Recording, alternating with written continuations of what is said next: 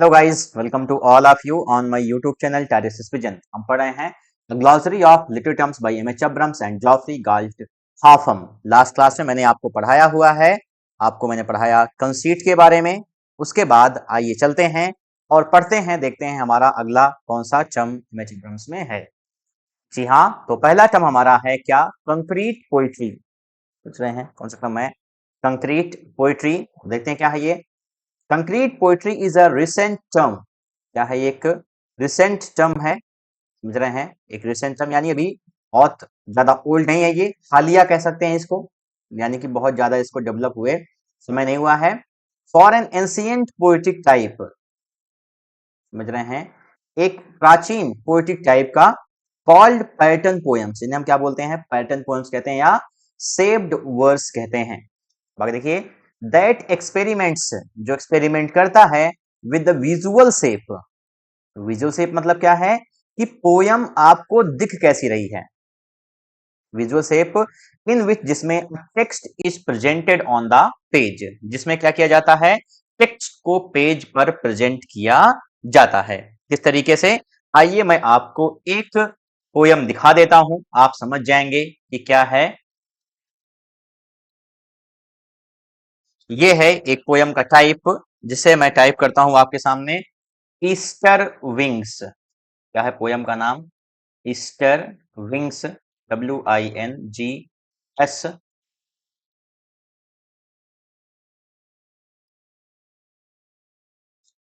Easter wings poem text. अब देखिए, इसकी इमेज मैं आपके सामने ले आता हूं, आप ये देख लीजिए।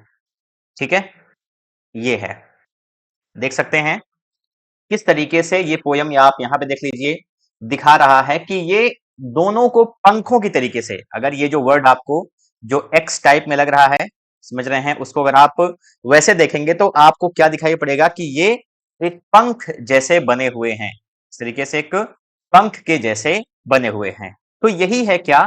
Concrete poetic form. जो कंक्रीट पोएट का फॉर्म होता था पोएट्री का, वो ऐसा ही होता था। सम ग्रीक पोएट्स, कुछ Greek poets, beginning in the third century, समझ रहे हैं कब से? तीसरी सदी से शुरू होकर के BC, शेप्ड अ टेक्स्ट, उन्होंने क्या किया? आकार दिया। क्या किया? आकार दिया। अ टेक्स्ट, एक टेक्स्ट को, in the form of the object, समझ रहे हैं किसके तरीके से? In the form of the object. Object मतलब किसी, ठीक है, चीज की तरीके से, उसके आकार में। दैट द पोयम डिस्क्राइब्स और सजेस्ट्स, जिसके बारे में पोयम डिस्क्राइब करती है यानी वर्णन करती है या सजेस्ट करती है। यानी इस पोयम का नाम ईस्टर विंग्स है, तो आप देखते हैं कि वहां पे किस तरीके से विंग्स को बनाया गया है। ये जो पोयम है दूसरी, द अल्टार, इसको जो है अगर आप देखेंगे, इसको भी आप अगर सर्च करके देखेंगे तो कैसे वो अल्टार की तरीके से बना हुआ है। जैसे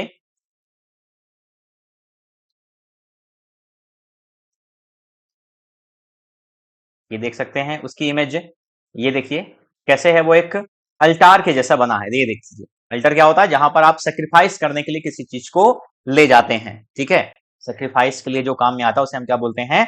अल्टर बोलते हैं। तो यही है। In the renaissance and 17th century, कब? पुनर्जागरण में, जो कब शुरू होता है? 1453 में। एंड 17th सेंचुरी, और कब? 17वीं शताब्दी में। अ नंबर ऑफ पोएट्स, कई सारे जो है पोएट्स ने, कवियों ने, कंपोज सच पैटर्न फॉर्म्स, ऐसे पैटर्न फॉर्म्स को कंपोज किया, इन विच, जिसमें कि the lines vary in length, जो पंक्तियां हैं वो क्या करती हैं? वेरी करती हैं, डिफर करती हैं, किसमें? लेंथ में। समझ रहे हैं किससे करती हैं? लेंथ में डिफर करती हैं। आप देख सकते हैं यहाँ पे क्या है? लाइन, और यहाँ पे देखिए फिर आकर के ये बदल जाता है। तो यही होता है। आगे देखिए, in which the lines vary in length in such a way, इस तरीके से क्या होता है? दैट दियर प्रिंटेड शेप, इनका जो प्रिंटेड शेप होता है, outlines the subject of the poem, वो पोयम के सब्जेक्ट को आउटलाइन करता है, यानी डिपिक्ट करता है, शो करता है। फेमिलियर एग्जांपल्स इन इंग्लिश, ठीक है, जो फेमिलियर एग्जांपल्स हैं इंग्लिश में कौन कौन से हैं?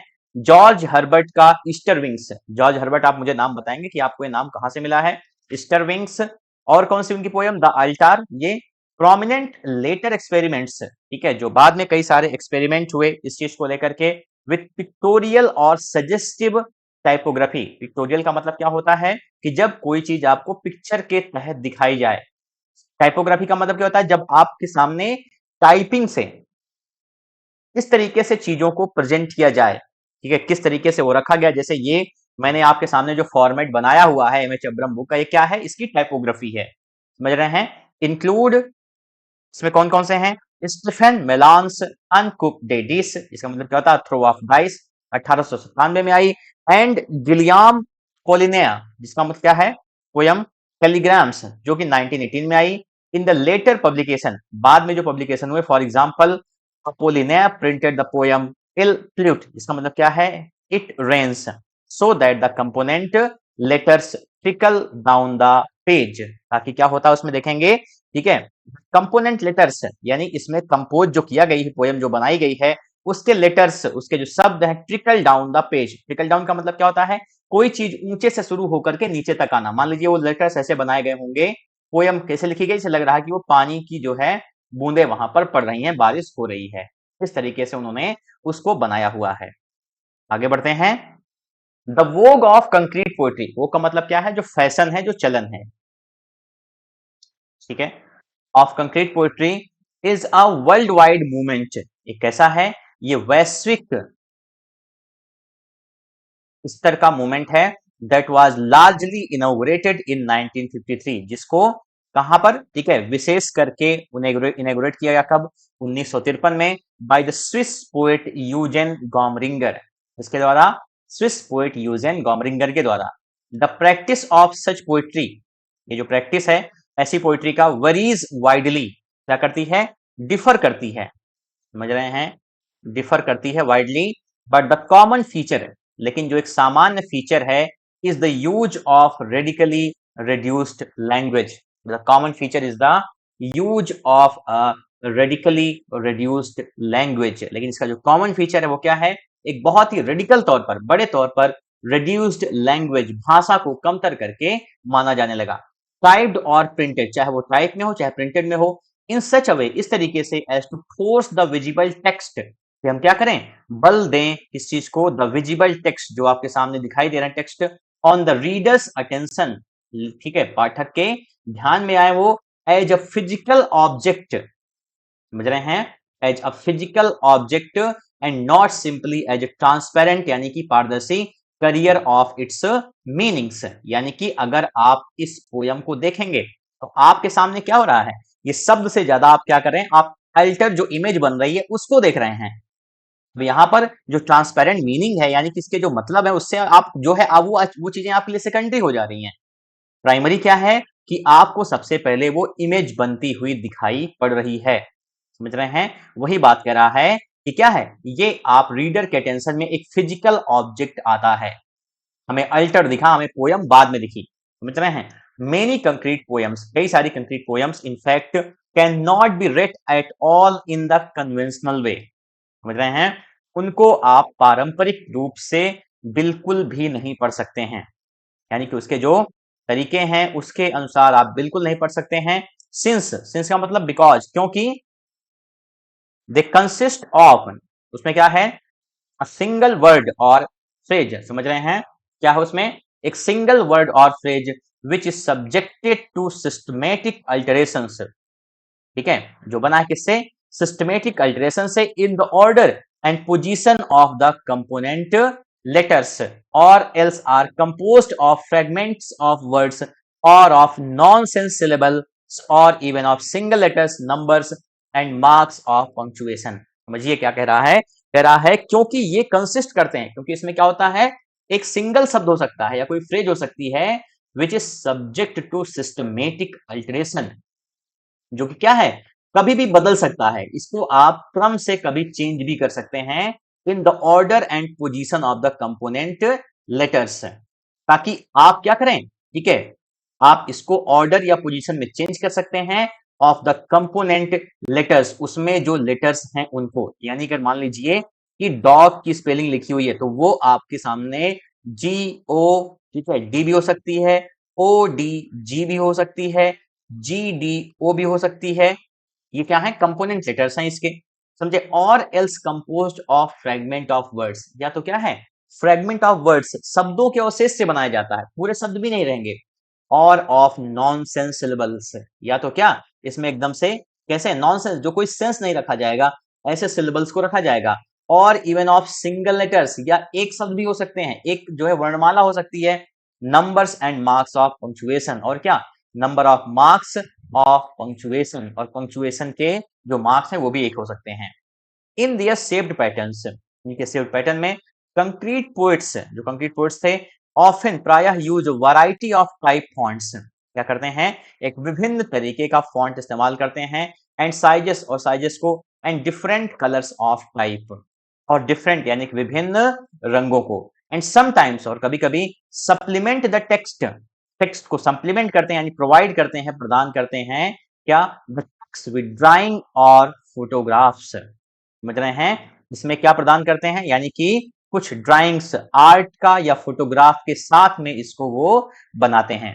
while some of their shapes called kinetic, जबकि कुछ उनके जो शेप्स होते हैं उनको काइनेटिक कहा जाता है, यानी कि वहां पर जो चीजें बनी हुई हैं, विंग्स बना हुआ है, पंख बने हैं, तो इसका मतलब क्या है, वो तो उड़ सकता है, पोयम में नहीं उड़ेगा, लेकिन क्या है, वो काइनेटिक तो है ही है। Evolve as we turn the pages, समझ रहे हैं, क्या होते हैं, जैसे जैसे हम पेजेस को पलटते जाते हैं, ठीक है, पलटते हैं, वैसे वैसे वो काइनेटिक भी हो सकते हैं। America had its native tradition, America में क्या थी, एक नेटिव ट्रेडिशन थी ऑफ पैटर्न पोइट्री, किसको लेकर के, पैटर्न पोइट्री को, in the typographical experiments of Ezra Pound, जब इजरा पाउंड ने बहुत सारे टाइपोग्राफिकल एक्सपेरिमेंट्स किए। टाइपोग्राफिकल एक्सपेरिमेंट्स का मतलब उन्होंने उसी पोयम को आपके सामने डेपिक्ट करने के लिए अलग अलग तरीके अपनाए, एंड स्पेशली, और विशेषतया ई कमिंग्स, क्या है ये ई कमिंग्स, ठीक है, ये क्या होता है, कमिंग्स आप जान लीजिए कि ये यूनाइटेड स्टेट्स के राइटर्स का एक, ठीक है, कह सकते हैं कि ग्रुप है, या यूनाइटेड स्टेट्स के राइटर हैं, ठीक है, जो क्या है, अपनी जो है पोइट्री के लिए फेमस है, और पोइट्री कैसी उनकी है, ये टाइपोग्राफिकल पोइट्री, क्या है उनकी पोइट्री, टाइपोग्राफिकल पोइट्री है उनकी, समझ रहे हैं, उसके लेकर के लिए वो लेकर के जाने जाते हैं। कमिंग्स याद रखिएगा, कमिंग्स क्या है, यूनाइटेड स्टेट्स के ऑथर्स का ग्रुप, समझ रहे हैं, क्या है वो, यूनाइटेड स्टेट्स के ऑथर्स का एक ग्रुप, या यूनाइटेड स्टेट्स का ऑथर जो टाइपोग्राफिकल एक्सपेरिमेंट अपनी पोयम्स में करे। देखिए, सी फॉर एग्जाम्पल्स, एग्जाम्पल देखिए कमिंग का, एक RPOPHESSAGR, अब ये शब्द तो हमारे समझ में आया नहीं, आप लोग भी देखेंगे तो क्या है, इसको आप समझ ही सकते हैं, इन विच, जिसमें, to represent the way we at first perceive vaguely, यानी क्या होता है, हम सबसे पहले ये देखते हैं कि इसको रिप्रेजेंट कैसे किया गया है आपके सामने, देन आइडेंटिफाई, उसके बाद हम आइडेंटिफाई करते हैं, पहचान करते हैं, द लीपिंग इंसेक्ट, यानी क्या हो रहा है, देखिए ये उछल रहा है, लीपिंग इंसेक्ट, काइनेटिक बात है ना। स्क्रैम्बल्ड सीक्वेंस ऑफ लेटर्स, क्या है, स्क्रैम्बल का मतलब फैला हुआ है, ठीक है, उलझा हुआ है, फैला हुआ है, sequence of letters gradually order themselves, और धीरे धीरे क्या करते हैं, अपने आप को ऑर्डर मिला लेते हैं, into the word grass hopper, इस शब्द में ग्रास हॉपर यानी टिड्डे के, ठीक है, अब देखिए इन शब्दों को आप मिलाएंगे तो आपको मिलेगा क्या, ग्रास हॉपर, ये देखिए कैसे हो रहा है, लीपिंग करता हुआ, समझ रहे हैं, स्क्रैम्बल्ड ये टेक्स्ट हैं, और बाद में आप इनको मिलाएंगे तो क्या हो जाएगा, आपको ग्रास हॉपर वर्ड मिलेगा। Prominent recent practitioner of patterns poem in the shape of the things that describe और मेडिटेट अपॉन आर, कौन कौन से हैं देख लीजिए, मैरी स्वेंसन है, ठीक है, जॉन होलैंडर हैं, और अमेरिकन जो इन्फ्लुएंस्ड हुए इस जो है अंतरराष्ट्रीय फैशन से फॉर कंक्रीट पोइट्री, इंक्लूड कौन कौन से हैं, Emmett Williams, Jonathan Williams and Mary Ellen Solt, ये सारे थे, ठीक है। अब हम आगे चलते हैं अगली पोइट्री के हमारे जो, ठीक है, अगला हमारा जो टर्म है, it is called confessional poetry, and you will have to answer me that who coined the term confessional poetry, समझ रहे हैं, कन्फेशनल पोइट्री के टर्म को किसने कॉइन किया, ये आप मुझे बताएंगे, ठीक है, कन्फेशनल पोइट्री का टर्म किसने कॉइन किया हुआ है, ठीक है, आइए, कन्फेशनल पोइट्री को मैं सबसे पहले बता दूं, कन्फेशन का कॉन्सेप्ट क्या होता है, कन्फेशन का कॉन्सेप्ट रोमन कैथोलिसिज्म में था, जहां पर लोग क्या करते थे, जा करके चर्च में अपने द्वारा की गई कोई किसी गलती को लेकर के, या अगर वो किसी गलती के बारे में सोच भी लिए हैं तो उसको क्या करते थे, जा करके गॉड से उसकी जो है विनती करते थे कि हमें आप इस चीज को लेकर के क्षमा प्रदान करें, यानी कि वो अपनी बातों को कन्फेस कर लेते थे, एक्सेप्ट कर लेते थे। कन्फेशनल पोएट्री का दौर क्यों आता है? उसके पीछे रीजन ये होता है कि टी.एस. एलियट उस समय जो ऑथर थे, उन्होंने इम्पर्सनैलिटी की डिमांड की थी। ये देखिए यहाँ पे है भी डिमांड फॉर इम्पर्सनैलिटी, यानी कि पोएम्स का इनका मानना ही क्या था? इसके लिए इन्होंने जानते हैं एक इक्वेशन भी दिया हुआ है SO2 प्लस O2, ठीक है? इसको हम क्या करेंगे? KMnO4 इसकी प्रेजेंस में अगर हम, ठीक है, इसको मिलाते हैं, ठीक है, और तो हमारा जो आउटकम होगा वो क्या होगा? H2SO4। ये हमारी उन्होंने बातें बताई क्या है कि ये हमारी पर्सनल इमोशंस हैं, ठीक है, पर्सनल इमोशंस हैं। समझिए, इसको आप समझ लीजिए जो इंडिविजुअल फीलिंग्स हैं, ठीक है, फीलिंग जो है वो KMnO4 जो है वो क्या है? वो पोएट का माइंड है, ठीक है, पोएट का माइंड है, और हमारा जो आउटकम आया वो क्या था? ये है मॉडर्न पोएट्री। ये क्या होती है? मॉडर्न पोएट्री, यानी आप देखते हैं कि हमको बिल्कुल एकदम नए तरीके का क्या हुआ है, ठीक है, ऑब्जेक्ट मिला है H2SO4 सल्फ्यूरिक अम्ल। ये सल्फर डाइऑक्साइड है, ये ऑक्सीजन है, दोनों को मिलाया हमने, ठीक है। यहाँ पे KMnO4 क्या करता है? कैटलिस्ट का काम करता है, यानी पोएट का माइंड क्या कर रहा है? वो कैटलिस्ट का काम कर रहा है, और फाइनली हमारे पास जो कंक्लूजन आया वो H2SO4 सल्फ्यूरिक अम्ल होता है, समझिएगा। लेकिन यहां पर कन्फेशनल पोइट्री किसी के अगेंस्ट आई, और मॉडर्न पोइट्री को बताते हैं कि वो बिल्कुल भी क्या है, ठीक है, ये जो है मॉडर्न पोइट्री वो कैसी थी? ऑब्जेक्टिव है, इम्पर्सनल है। यहाँ पे देखिए confessional poetry designates, confessional poetry जो है वो डेजिग्नेट करती है, ठीक है, क्या? A type of narrative and lyric verse. समझ रहे हैं? वर्णनात्मक और एक लिरिक वर्स का टाइप है पोयम का। गिवन इम्पिटस, समझ रहे हैं क्या किया गया इसको? गिवन इम्पिटस, इम्पिटस का मतलब क्या है? इंकरेजमेंट, या हिंदी में लिख देते हैं प्रोत्साहन, और इसको प्रोत्साहन मिला कब? By Robert Lowell's life studies. कहां से? रॉबर्ट लॉवेल की लाइफ स्टडीज से, जो कि 1959 में आती है। विच डील्स, और ये डील करती है विद द फैक्ट्स, यानी किससे? तथ्यों से, एंड इंटीमेट, और क्या? Intimate mental and physical experiences से, यानी कैसे? मेंटल मीन्स मानसिक, और फिजिकल मीन्स शारीरिक जो एक्सपीरियंसेस, यानी कि जो अनुभव थे of the poet's own life, poet की खुद की जिंदगी को लेकर के। Confessional poetry was written in rebellion, confessional जो पोएट्री है वो लिखी कि कैसे? इन रेबेलियन, यानी कि एक विद्रोह की तरीके से, against the demand for impersonality, इसके खिलाफ जो डिमांड की गई इम्पर्सनैलिटी की, मैंने आपको ऊपर बताया, बाय टी.एस. एलियट के द्वारा, एंड द न्यू क्रिटिक्स, और किसके द्वारा? न्यू क्रिटिक्स के द्वारा। इट डिफर्स, ठीक है, ये डिफर करती है in its secular subject matter from religious confessions in the lineage of Augustine's confessions. ये डिफर करती है in its secular subject matter, समझ रहे हैं? इसमें अपने सेकुलर सब्जेक्ट मैटर में, यानी ये धर्मनिरपेक्ष बातें करती है। मैटर फ्रॉम रिलीजियस कन्फेशंस, ये जो धार्मिक कन्फेशंस पहले की गई थी उनसे अलग होकर के ये सेकुलर सब्जेक्ट मैटर को रिप्रेजेंट करती है इन द लीनियज ऑफ, ठीक है, लीनियज मतलब आप कह सकते हैं कि जो शासन काल था, जो काल था किसका? ऑफ अगस्टीन्स कन्फेशंस, यानी जो रोमन, कह सकते हैं सेंट अगस्टीन्स का, रोमन नहीं, सेंट अगस्टीन का जो कन्फेशंस का, कि ये जो कॉन्सेप्ट था, यानी कि जो बुक है उसके, ठीक है, जो लीनियज है उससे हटकर किसने सेकुलर सब्जेक्ट को अपनाया। डिफर्स ऑल्सो, ये और कैसे डिफर करती है? From poems of the romantic period, जैसे रोमांटिक पीरियड की जो पोएम्स थी उनसे भी रिप्रेजेंटिंग, समझ आए, रिप्रेजेंट करते हुए द पोएट्स ओन सर्कमस्टेंसेस, इसको पोएट की खुद की, सर्कमस्टेंसेस मीन्स स्थिति को, एक्सपीरियंसेस, ठीक है, उसकी परिस्थितियों को, उसके अनुभवों को, एंड फीलिंग्स, और उसकी भावनाओं को। रोमांटिक पीरियड क्या करता था? वो पोएट की जो परिस्थिति है, उसके अनुभव जो है, उसकी भावनाओं को डिपिक्ट करता था। सच एज विलियम वर्ड्सवर्थ टिंटनबी, जैसा कि विलियम वर्ड्सवर्थ का टिंटनबी है, एंड एस टी कॉलरिज का कौन सा? डिजेक्शन एंड ओड था।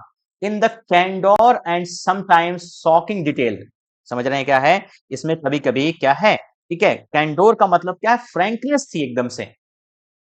कैंडोर का मतलब फ्रैंकनेस, इसका मतलब कि ये जो आपके सामने दिखाई जा रही है कौन सी पोइट्री, कन्फेशनल पोइट्री, उसमें कैंडोर यानी फ्रैंकनेस है, वो ओपनली सब कुछ एक्सेप्ट कर ले रहे हैं और बहुत ही ऑनेस्ट तरीके से। जब आप क्या करते हैं, ठीक है, the quality of being open and honest is called candour, ठीक है। तो candour and sometimes shocking detail, कभी कभी वो आपको कैसे शॉकिंग डिटेल देते थे, समझ रहे हैं, समझ रहे हैं कैसी, सम शॉकिंग डिटेल्स यानी आपको चौंका देने वाली चीजें, विथ जिससे कि द पोएट रिवील्स, पोएट क्या करता है, रिवील करता है, प्राइवेट यानी कि जो व्यक्तिगत है, क्लिनिकल मतलब किसी मेडिकल संबंधित, चिकित्सा संबंधित अपने बॉडी को लेकर के, अबाउट हिमसेल्फ और हर सेल्फ, वो आदमी भी हो सकता है और औरत भी हो सकता है, इंक्लूडिंग सेक्सुअल एक्सपीरियंसेस, यहां तक कि सेक्सुअल एक्सपीरियंसेस को भी, उन अनुभवों को भी।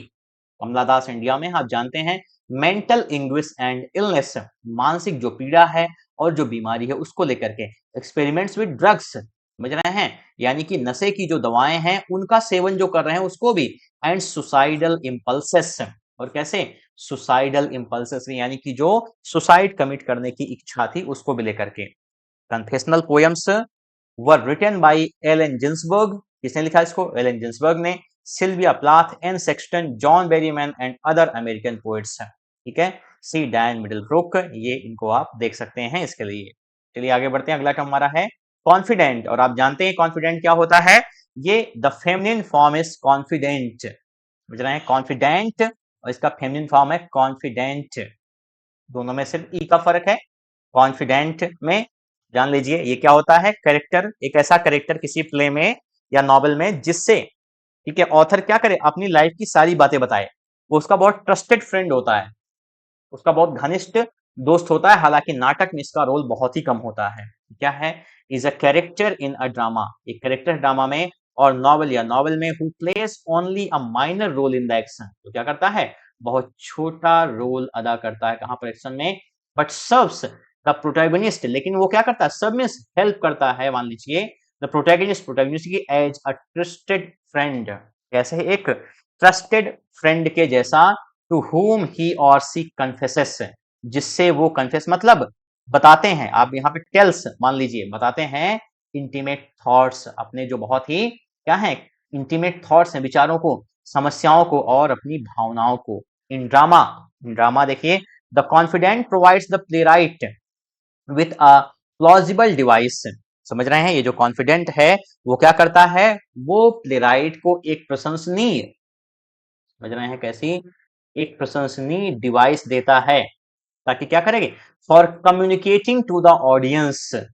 ताकि ऑडियंस से इस बात को लेकर के कम्युनिकेट किया जा सके, बताया जा सके, द नॉलेज, इस बात को लेकर के ज्ञान, स्टेट ऑफ माइंड, मनोदशा जो है, एंड इंटेंशंस और इरादे, of a principal character, principal का मतलब क्या है, मेन कैरेक्टर का, without the use of stage devices, बिना स्टेज डिवाइसेस को इस्तेमाल किए हुए, जैसे कि क्या है, सोलिलोक्वी या असाइड, समझ रहे हैं। Examples are Hamlet's friend Horatio in Shakespeare's Hamlet, क्या है, होरेसियो का, सॉरी हेमलेट का फ्रेंड जो होरेसियो है हेमलेट में वो है, एंड क्लियोपाट्रास मेड, कौन सी, Charmian in his Antony and Cleopatra, Cleopatra की जो मेड है चार्मियन, एंटनी एंड क्लियोपाट्रा में, वो भी उसकी क्या है, कॉन्फिडेंट है। इन प्रोज फिक्शन अगर बात करें, प्रोज फिक्शन में, तो a famed confidant is doctor Watson, कौन है, डॉक्टर वॉटसन है, in Arthur Conan's Doyle's stories about Sherlock Holmes, Sherlock Holmes आप देख लीजिए मूवीज, ठीक है, रॉबर्ट डाउनी जूनियर यानी कि आयरन मैन हमारे, उसमें एक्टिंग करते हैं, एंड फॉलोइंग और अन्य। The device is particularly useful to those modern writers, ये जो डिवाइस है वो उनके लिए लाभदायक है, उन आधुनिक लेखकों के को, ठीक है, हु लाइक हेनरी जेम्स, जो हेनरी जेम्स की तरीके से, have largely renounced the novelist's earlier privileges of having access to characters state of mind, जिन्होंने क्या किया, रिनाउंस मतलब छोड़ दिया, त्याग दिया, बल्कि कहेंगे क्या कर दिया, त्याग दिया, इस चीज को, द नॉवलिस्ट्स अर्लियर प्रिविलेजेस, जो क्या है, उपन्यासकार की इसके पहले की, ठीक है, प्रिविलेजेस यानी कि जो उसके विशेषाधिकार थे उसको, ऑफ हैविंग एक्सेस, और उसको एक्सेस है, to a character's state of mind, समझ रहे किस बात को लेकर के, ठीक है, कैरेक्टर की मनोदशा को लेकर के, ऑफ इंट्रूडिंग, इंट्रूडिंग मतलब क्या हो जाना, ठीक है, जबरदस्ती घुसाना, ठीक है, घुस आना बल्कि कहते हैं, इंट्रूड कर जाते थे इनटू द नैरेटिव, इसमें नैरेटिव में, in order to address such information directly to the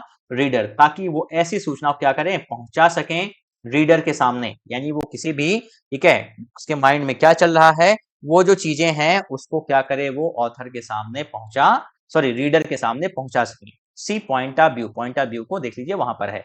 James applied to the confident the term ficelle, ठीक है, जेम्स जो है ने क्या किया, अप्लाई किया सिस्टम को, कॉन्फिडेंट को, इससे फिसेल से, फ्रेंच फॉर द स्ट्रिंग, और फ्रेंच में इसका मतलब क्या होता है, स्ट्रिंग, यानी कि जो तार हैं, बाय विच द पपेटियर, जिससे जो पपेटियर यानी कि कठपुतली जो है, घुमाने वाला होता है, मैनेजेस हिज पपेट्स, अपनी कठपुतलियों को मैनेज करता है, आपने देखा होगा।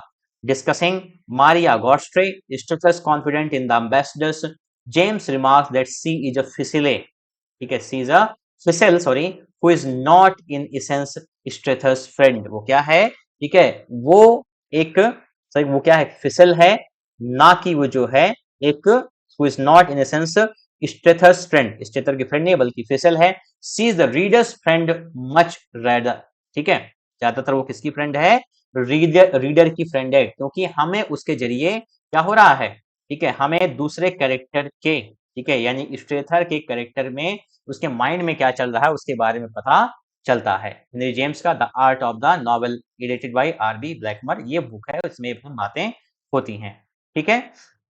तो आज की क्लास में फिलहाल इतना ही, मिलते हैं अपनी क्लास में कुछ नए टर्म्स के साथ में, देखते रहिए Tiresias vision. Thank you so much for watching, have a good day.